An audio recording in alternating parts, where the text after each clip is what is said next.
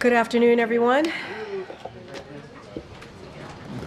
Okay, so last night, President Biden spoke directly to the American people about the urgent need to come together and lower the temperature in our politics.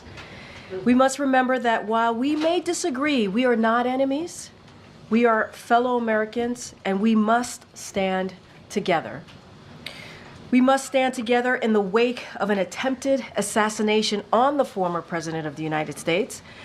Over the past several days, the President has been briefed regularly by key members of his Homeland Security team and senior law enforcement officials, and he has spoken directly to the American people. As President Biden has said, we are thankful the former President is not seriously injured, and President Biden, the First Lady, and the entire White House are keeping him and his family in our prayers. We also extend our deepest condolences to the family of the victim who was killed. Corey was a husband, a father, a volunteer firefighter, and a hero who lost his life shielding his family. Our prayers are with Corey's family during this unimaginable time. The President spoke about an ongoing investigation, and as he said, we do not know the motive of the shooter yet. We don't know his opinions or affiliations. We don't know whether he had help or support or if he communicated with anyone else. Law enforcement professionals are investigating those questions. And we urge that everyone avoid jumping to conclusions. Let the law enforcement professionals do their job. But as President Biden made clear, what we do know is that a former president was shot in a senseless act of violence, and a fellow American was killed while simply exercising his freedom to support the candidate of his choosing. We must not go down this road in America. There's no place in America for this kind of violence ever. We cannot normalize this. Right now, the most important thing we can do is unite against this type of political violence and reject it. That's what the President is going to focus on. As he said last night, while unity is the most elusive of goals right now, nothing is more important than standing together. Now, joining me today to answer your questions is Secretary Mayorkas. Normally would have done a gaggle because the President would have been on the road, but we wanted to make sure that we did this briefing, get it on camera briefing, and also have the Secretary here to take any of your questions. So he has been alongside the President and the President's entire team as they work to get the answers for the American people. Secretary Mayorkas, thank you so much for joining us today. Thank you very much, Karine. Good afternoon. At the very outset, I want to echo what President Biden said last night. Our entire administration is grateful that former President Trump is okay. Our hearts and prayers are with the family of Corey Comprator. We pray for the full and swift recovery of those who were injured on Saturday. We are thankful for the heroic agents of the United States Secret Service who so quickly and bravely responded to the threat at Saturday's campaign event. We unequivocally condemn, in the strongest possible terms, the violence our nation witnessed that day. Such acts are unacceptable in our country and in our democracy. Both President Biden and former President Trump are constantly the subject of threats. We are in a heightened and very dynamic threat environment. The United States Secret Service, we, including the FBI and our other partners across the federal government, take the threats very seriously and adjust security measures as warranted. Maintaining the safety and security of the President, the former President, and their campaign events is one of our most vital priorities. In light of this weekend's events, the President has directed me to work with the Secret Service to provide protection to Robert Kennedy, Jr. Both prior to and after the events of this past weekend, the Secret Service enhanced former President Trump's protection based on the evolving nature of threats to the former president and his imminent shift from presumptive nominee to nominee. This includes enhancements related to securing the former president during the Republican National Convention this week. I cannot discuss specifics of the protection or the enhancements made, as they involve sensitive tactics and procedures. I can say, however, that personnel and other protective resources, technology, and capabilities have been added.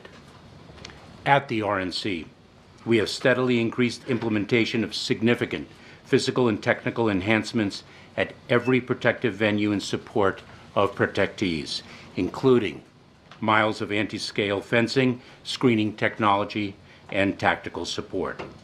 We are also leveraging strong relationships across the law enforcement community, including agents and officers from Homeland Security Investigations, the Transportation Security Administration, and state and local law enforcement agencies, all of whom have been deployed at the convention.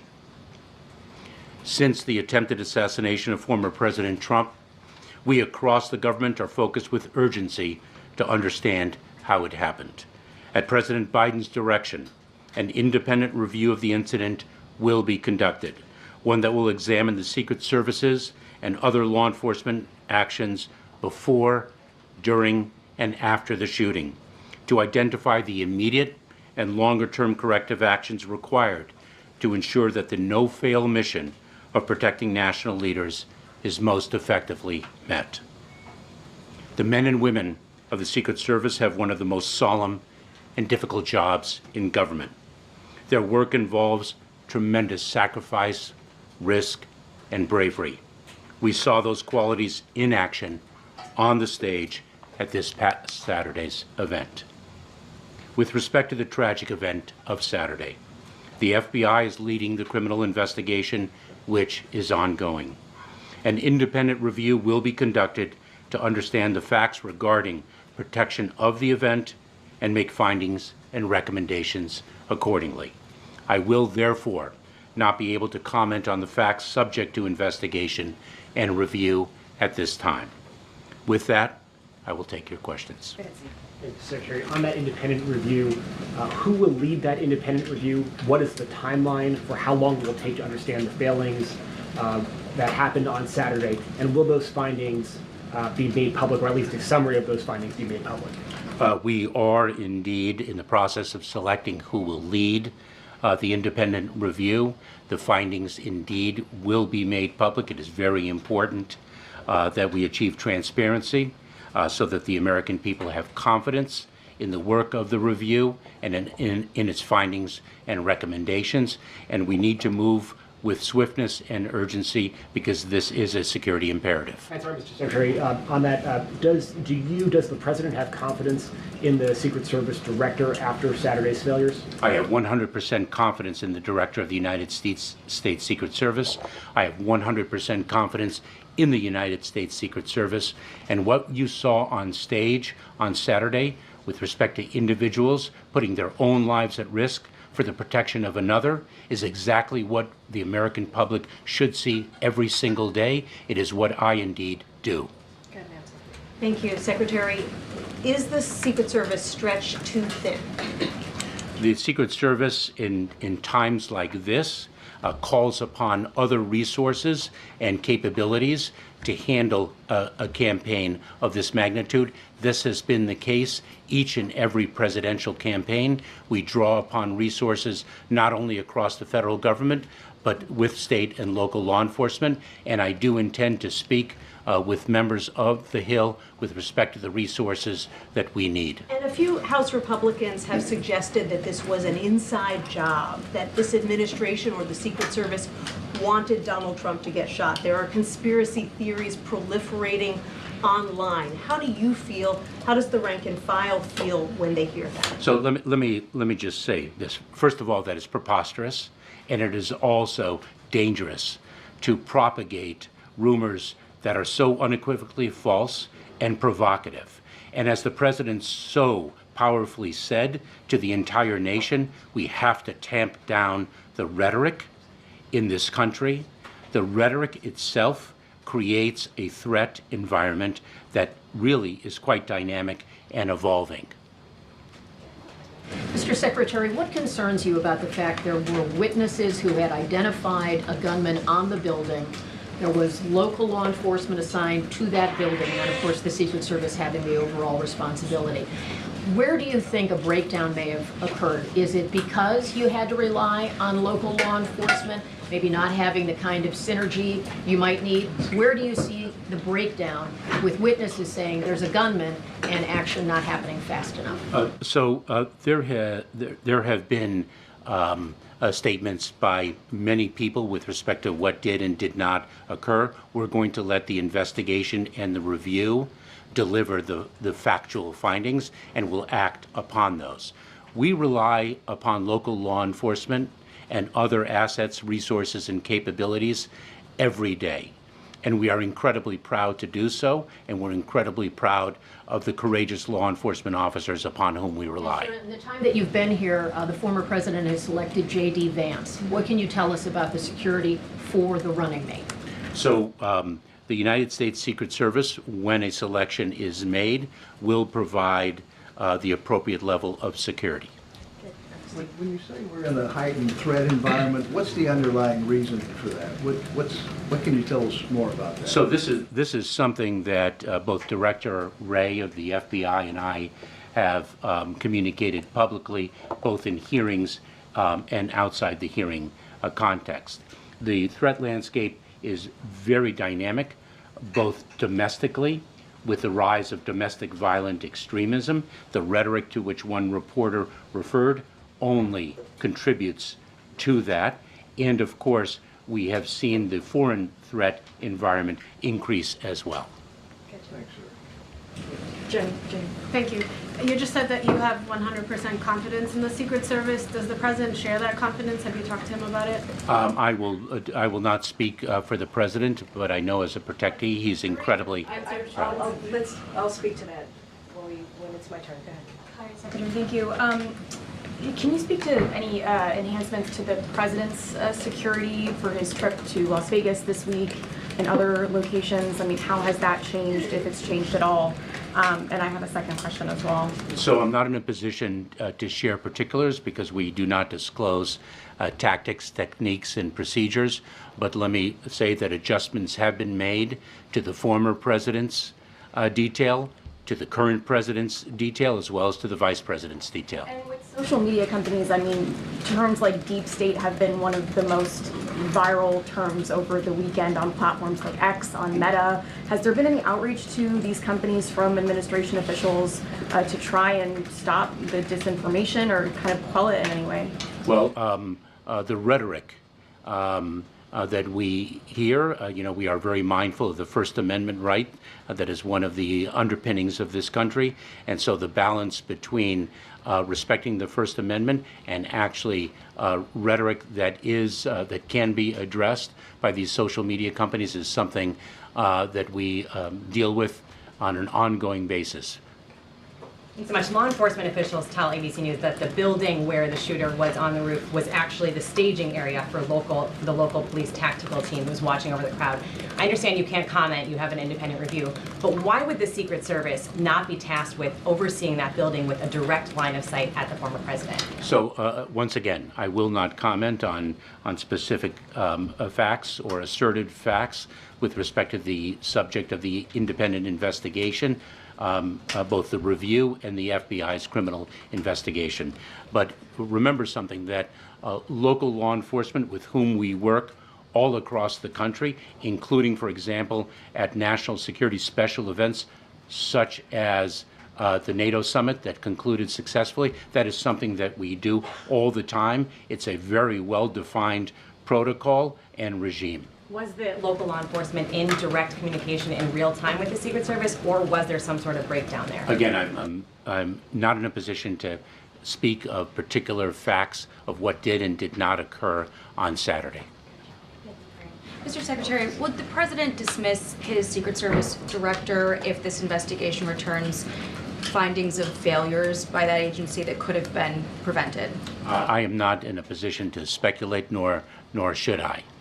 How is it that we are now about 48 hours out from this, just shy of that, and we still don't have any information on a motive? Is it that the investigators are withholding any information out of sensitivity to this heightened threat environment that you mentioned, or the political events that are happening right now? So remember something, that the assailant is deceased. He was shot and killed by the United States Secret Service. The ability to identify a motive is something that in this situation is a result of extensive and intensive investigation. And so it is, in fact, only 48 hours after the tragic events of Saturday. And you will recall, I think, in the very, very tragic shooting in Las Vegas quite a number of years ago, because of the fact that the assailant then was shot and killed, a motive was not identified at all. A motive there, Mr. Secretary. Are you suggesting Correct. that we might never find one? I'm not suggesting anything. I just cited that as an example of the difficulty in identifying a motive. And one more, sir. At least 8 Republican lawmakers have blamed President Biden for this. An additional 21 blamed Democrats, the left, and the media critical of Trump for driving the rhetoric that led to this outcome. How does the White House respond to that blame coming from some Republican lawmakers? I will let Karine answer that, but I think the president's comments with respect to the rhetoric that we need to tamp down in this country is Will that start here at the White House? is responsive. Sir, will Go that ahead, start Matt. at the Go White ahead, House? Matt. Mr. Secretary, you said that there was a failure here. There's a criminal investigation up and running. What is taking time for the independent investigation to be up and running? And it didn't sound like you were giving a timeline of when that will occur.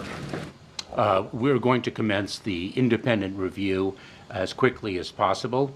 We are going to be reaching out very, very shortly to individuals who will hopefully lead that independent review, and I will communicate to those leaders the need for swiftness of action in light of the fact that we are dealing with a security protocol. But if that's the case, is this like days, weeks? What is your sense of timing of when this review will be up and running, given the security in there? Days. To follow up on Matt's question, you say an independent review, you're reaching out to people who will lead that. Are you talking about people outside of government? Are you committed to somebody who does not work for you or for President Biden to lead this review? I am committed to going externally of the department and externally of the government so that no question of its independence can be raised. Thanks, Karine. Secretary, I understand. If I may, Peter, it's very important that this independent review have the confidence of the people. Thanks. Secretary, can you give us any details at all about what areas this review will be looking at in terms of the failures that happened on Saturday? I would rather not until this review is underway. Okay, we're going to start wrapping up. Just quickly, if I may, Secretary, can you fill out any more of the timeline of what local law enforcement knew or didn't know before the shooting? This is in reference to this interview with an individual who said that he saw somebody crawling up the building, and we're still a little unclear on the timeline of how that information was communicated. I hate to end this session on an answer on a question that I cannot answer, and so perhaps Karine will reach out for another question. Because as I mentioned before, I cannot speak to what did and did not occur. The facts are the subject of an independent review, or will be, and also a criminal investigation is underway. In that case, is there any progress on cracking into the suspect's cell phone? Same answer. So what do you tell them? Wait, no. Thank you, Mr. Secretary. Thank you for coming to this briefing.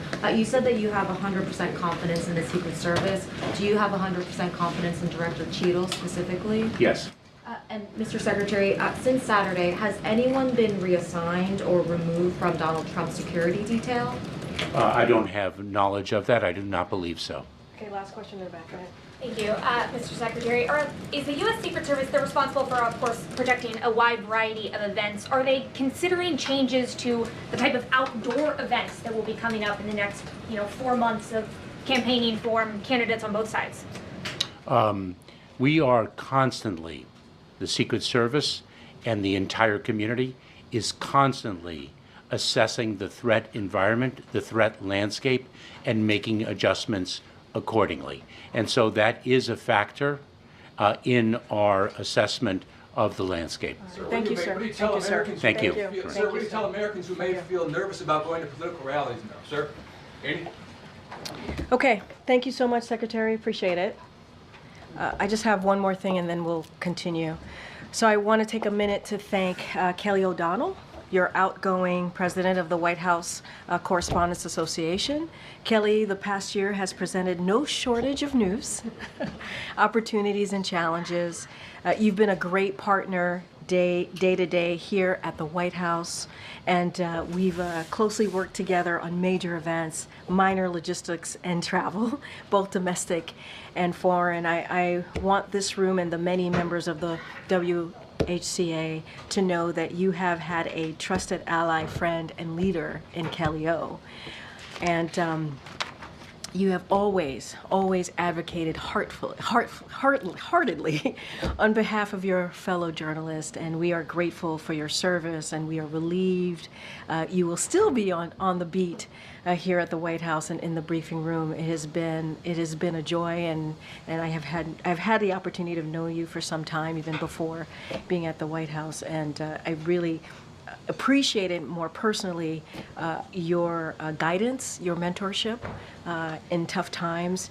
And so thank you so much, Kelly. And we are also looking forward to working closely with Eugene Daniels, the new president of WHCA, and we congratulate him as well. It has been a joy, and thank you so much. Thank you so much.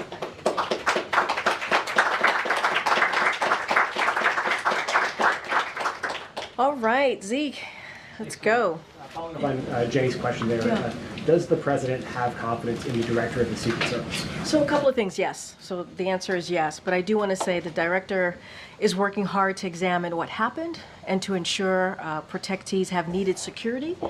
And she is committed to cooperate fully with the independent review that the president obviously announced and directed to move forward with just a day or so ago. Everything is moving so quickly. The men and women at the Secret Service have a hard job. As you heard the Secretary mention, they work tirelessly every day to protect the president, former presidents, and other people. Their mission is critical, and we need all hands on deck in this moment. Right now, we are focused on getting all the facts so we can get to the bottom of this, of what happened. It is important for the American people to know what happened. That's why the president directed an independent review,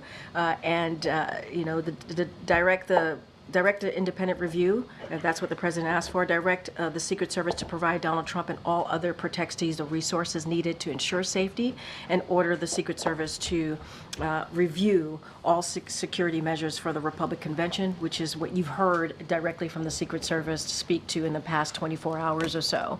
But yes, he has confidence. And does he have confidence in Secretary Mayorkas, obviously, since Steve? Yes. And does the president have plans, or has he spoken with the family of the man who was killed at the rally? So you heard me at the top, and you heard the president speak in his Oval Address, and one time before that, obviously, and he gave a heartfelt condolences to Corey's family, and the families obviously who were affected by the horrific shooting on Saturday. And so the president understands loss, obviously, as you all know. He understands what it means to lose someone that you love. Our condolences, our prayers go out to Corey's family. I don't have anything else to add. We want to be really, really mindful and for their privacy, protect and respect for their privacy. I just don't have anything else to add to that. And then lastly, the president last night said it's time for everyone in the political space to tone it down, to cool the political rhetoric. Does the president regret anything that he has said in the course of this campaign about his Republican rival or anybody else in the political space? Does he plan to adjust his rhetoric, or is it just a call for other people to make changes? So I want to just be very clear, and you know this. I've been asked about anytime there's violence, sadly, that comes up across the country. The president has always spoken out forcefully against violence, always. Political violence has no place in America. You've heard the president say this. He repeated his thoughts in the Oval Address last night. He repeated his thoughts multiple times before then, and obviously throughout his presidency, throughout his entire throughout his entire career. We want to make sure that we are not politicizing this at this moment. It is not a time to do that. We want to make sure that we bring Americans together. When you think about why the president ran in 2020, the cornerstone of his presidency is uniting this country, And he also said that it is okay to have disagreements on agendas.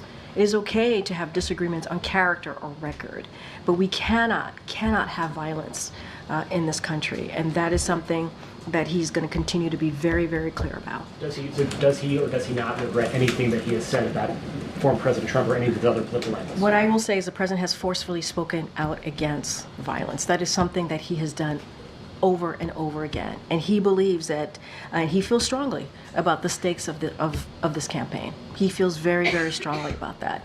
He wants to bring the temperature down. He wants to lower the temperature. It is important that we do that, and it is a moment that we come together, and that is what this president is all about. And he wants to continue to work on uniting this country. That's what he wants to focus on. Follow up on that. Just last week in Michigan, President Biden called Trump a threat to this nation. Should we expect that he will not be calling out Trump with that kind of rhetoric going forward? So what I will say is that it is important, right? We believe it's important to continue to forcefully speak against any type of political violence. That is what the president believes. And we do not want to politicize this moment. Politicizing this moment is unacceptable. We believe, and the president believes, you heard from him, in a very clear statement last night about the importance of uniting this country, the importance of continuing to do so, and that we cannot tear America apart to score political points. We cannot do that. And so we don't want to politicize this moment. We want to unite. We want to continue to focus on that, and that's what the president's going to focus on right now. So will his messaging change this week? His messaging is going to be really clear. He's going to continue to engage with the American people. That's what you're going to see in the next upcoming days, upcoming weeks. Nothing different than what he's done in the last almost 4 years, and lay out his agenda, highlight his agenda. There are differences. There are differences in our agenda and what Republicans believe, right? There are differences. And that is okay. And it is okay to speak to someone's record and someone's character. But we cannot accept violence. We cannot accept that. And so the president's going to continue to do that, highlight his agenda. It's important for the American people to hear directly from him what he has done the last 3.5 years and how he sees the future of this country. That will not change. Speaking of that agenda, the president told a group of Democratic lawmakers on the phone this weekend that he has been working with experts on some Supreme Court reforms that he will be unveiling at some point in the future. Can you tell us anything about those reforms, when he might unveil them, and what he is seeking to achieve? I appreciate the question. I'm not going to get ahead of the president, so I don't have anything to share at this time. He also said in his press conference last week that he is looking at rent caps. What can you tell us about his policy when it comes to rent caps? Again, I'm going to let the president speak to that when the time comes. Thanks, JJ. To follow up again on the Oval Office address and lowering the temperature, does the president want to see any concrete actions from former President Donald Trump to show that he too is working to lower the temperature? I'm going to let the former president speak for himself and move forward with how he wants to move forward with his campaign, with how he sees the country, the future of this country. He has to speak to that. I'm not going to get into that from here. And is there anything else you can tell us about the call between the president and the former president, what the tone was? Did the race come up at all? Did the former president mention anything about politics, or was it just well wishes? So, look, I'm going to stick to what we have been able to confirm for all of you. Obviously, the president said this as well, that they spoke on the president said this on Sunday. Yesterday, he spoke with Donald Trump on Saturday. He is sincerely grateful that he is doing well and recovering. He had a good and respectful conversation with him, and that the president and the first lady will continue to keep Mr. Trump and his family in their prayers. I just don't have anything else to add. It was a private conversation, but we were able to confirm to all of you what was put out by the campaign. Was it a matter of minutes, this phone call? How long was it? So it happened on Saturday. Don't have a timeline for you. It was a respectful call. It was a good conversation. And the president's going to continue, and the first lady is going to continue to send well wishes. Does the president feel like this effort to get him to step aside has now fizzled out? We're not going to politicize this moment. We're just not. The president's going to continue doing what he's been doing for the past couple weeks, for the past 3.5 years, which is going out there, engaging, talking directly to the American people about his record, what he's been able to do on behalf of the American people in the past 3.5 years, the economy, healthcare, continue to expand healthcare, continue to make sure that the wealthy corporate and billionaires are paying their fair share, and make sure that we're building an economy from the bottom up, middle out. That is what the president's going to focus on. We're not going to politicize this moment. Lastly, we saw reports that he had met with Chuck Schumer over the weekend. Is that true? Anything you can say about that? So what I can say about that is that I think Chuck Schumer put out a note on that. It was a good meeting, like the senator said, and I'm not going to read out beyond that. And the president is looking forward to continuing to work with Leader Schumer, continuing to work with Leader Jeffries in how we can focus on the American people, do the work that we've been able to do, that historic work, building on unprecedented record. That's what the president wants to focus on the American family, the middle class, and that's what I can say about that. Good, Michael. Michael? Oh, I'm sorry. Senator J.D. Vance, whom Donald Trump has just picked as his running mate, put out a message on social media Saturday, about 2 hours after the shooting, blaming President Biden's rhetoric for the shooting. In fact, he said that rhetoric led directly to President Trump's attempted assassination. What's your response?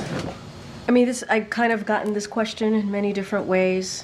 I'm not going to politicize this moment. We are not going to politicize this moment. It is wrong to politicize this moment. We have been, very clear on how sick. The president said this word. Saturday's events were sick. It's not acceptable. Political violence is not acceptable. And we have said that over and over and over again. And we will continue to be very clear about this. We need to lower the temperature. That's what we need to do. Lower the temperature. And unite the country. That's what this president, that's the cornerstone of his presidency, is uniting the country. That's what he wants to do. Okay. Thank you, Karine. This assassination attempt happened right after the NATO summit, where the president wants to show the world about the American leadership. Are you concerned this incident may damage America's international image? Look, it's really repeating what the president said. Now's the time to focus on uniting the country. You heard directly from NATO leaders just last week on how they appreciated and respected the president's leadership, especially over the last 2 years, more than 2 years, as we think about the war in Ukraine because of Russia's aggression, as we see what's happening in the Middle East, and in particular NATO. This is a president that has strengthened NATO and helped to expand NATO. And so that's what you saw from the leaders, that's what you heard from the leaders, and that's what you saw from this president, obviously, in his term here at the White House. We're going to continue to hear directly from the president. We got to lower the temperature. We got to unite the country. That's what the president's going to continue to focus on. Okay. Thank you so much. Have the tragic events of this weekend shifted the president's sense of urgency or position on gun control legislation? And then secondly, there's been a lot of right-wing chatter about the female agents guarding the former president, specifically whether women are up to the job. People are noting that they're smaller, that they weren't able to cover the president, but I mean, this is a talking point that is circulating. So what's your response? That's ridiculous. To your second question, obviously, it's ridiculous. Not to your question. I understand why you're asking the question. The sentiments coming from that about women and not being able to do the job, that's ridiculous. Just to be really clear about that. And look, you heard from the secretary. These men and women put their lives on the line. What they're doing is brave. And we should not discount that. We should not discount that if it's a man or if it's a woman. And to have that sentiment out there is unfair and it's ridiculous. Now, to step back, there's going to be an independent review here. This is something that the president directed and asked for. We got to get to the bottom of this, of what happened. And the American people deserve an answer, and that's what the president wants to see. And so getting into these types of speculation is just ridiculous. It's just ridiculous. Yeah. Oh, yes. Look, the president has been obviously a strong advocate on gun control. He has been throughout his career as vice president and now as president. As you know, we were able to get a bipartisan legislation done, the first bipartisan legislation to deal with gun control that we hadn't seen in about 30 years. And the president led on that effort and was able to get that done. There's a lot more work that we need to do. That is on Congress. We have to continue to get Congress to ban assault weapons, for example, and to do a lot more. The president has signed more than 24 executive actions because we understand and he knows that guns are an epidemic sadly in our country. It is an epidemic. The number one killer of our children is guns. And that should not be. That should not be. And so the president's going to continue to be steadfast on this. We have the White House Office for Gun Prevention, which the vice president leads on. That is something that was created here in this White House, never existed before. And that shows the president's commitment on dealing with this epidemic. Okay. And speaking of the Office of Gun Violence Prevention, in the past when there's been mass shootings or casualty incidents with gun violence, they've sent resources and had folks on the ground. Are there any plans to do that for the folks? So right now, as you know, it's an FBI investigation, so they got to get to the bottom of it and see what occurred and see what happened and get answers to that. I don't have any information at this time on how the White House Office of Gun Prevention is assisting in the families and obviously the folks who attended. I would have to speak to them directly about that. But we need to get to the bottom of this. That's why there's an independent investigation. That's why we brought the secretary here to answer your questions, to be as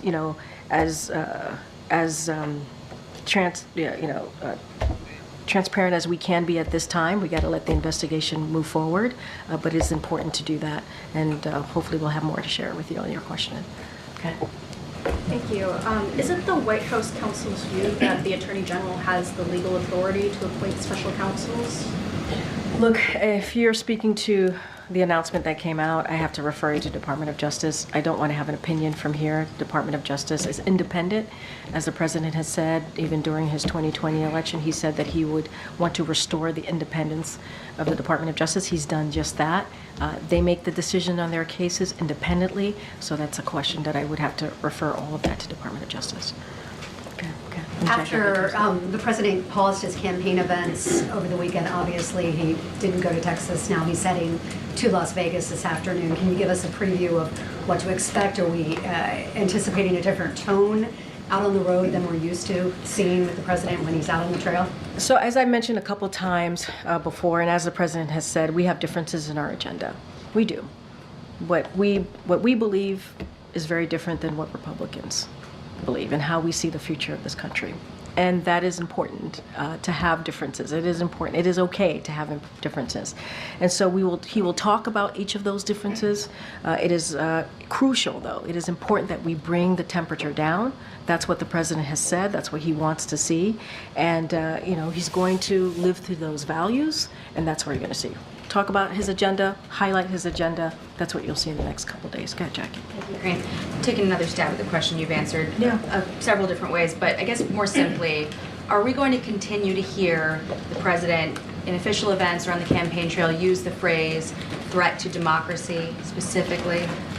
I want to be very clear.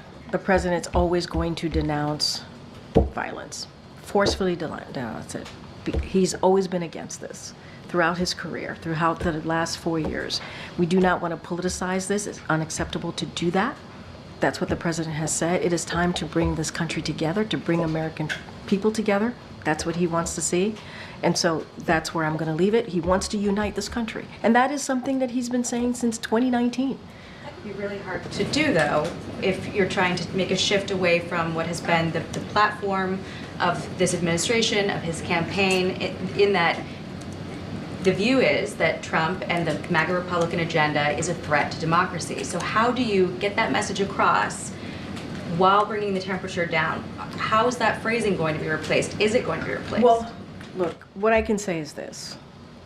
We have our differences, and it's okay to have our differences. And it is okay to speak to someone's record, to speak to someone's character. That is the difference of, that is important to be able to do, to show, right, what the American people, what you're all about. We're just going to continue to denounce violence. It is important to do that, forcefully be against violence. Political violence has no place in America. It should not be. It does not have a place here. The president's going to continue to be very, very forceful about that. But we have a difference of agenda. That is the truth. That is the truth. And we're going to continue to speak to that difference, and the president's going to highlight his agenda. Does the president view Trump's agenda as a threat to democracy? Look, what I will say is right now we're not going to politicize what happened on Saturday. What happened on Saturday was horrific. It was. It was sick, as the president said. And we got to move forward in the way that we respect each other. That we don't have this type of discourse. Can you bring us inside the room, though, in a way that you're asking to bring down the temperature and have people consider the language that they use in order to dial back where we're at? So how are those discussions going on inside? Is there reflecting on language that's been used? What example is the president setting for others? Well, I think the president has set an example on Saturday. No, but we can't also discount what's happened in the past 3 days, right? We can't discount what the president did on Saturday, right? We can't. He spoke to the former president. He was briefed by his team. He addressed the American people the same night, right? Came back to D.C. Yesterday, he had another briefing with his team. Right after that briefing, he went into the Roosevelt Room, spoke to the American people, and then used the Oval Office, one of the most important tools to use, important places to give an important address to the American people in prime time on a Sunday. I think that's important. He wanted to make sure that the American people heard directly from him, from the President of the United States, and also wanted to lay out that we should be able to have differences.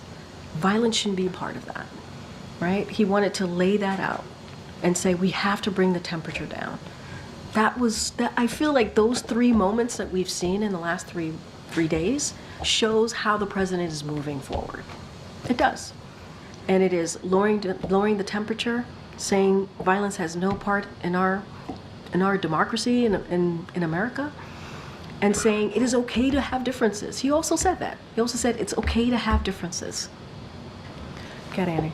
If we just take Jackie's timeline, the timeline that you just referenced, and move it back to 4 days before today, when the president was in Michigan, he said, over my dead body, it will happen, referring to Trump becoming president.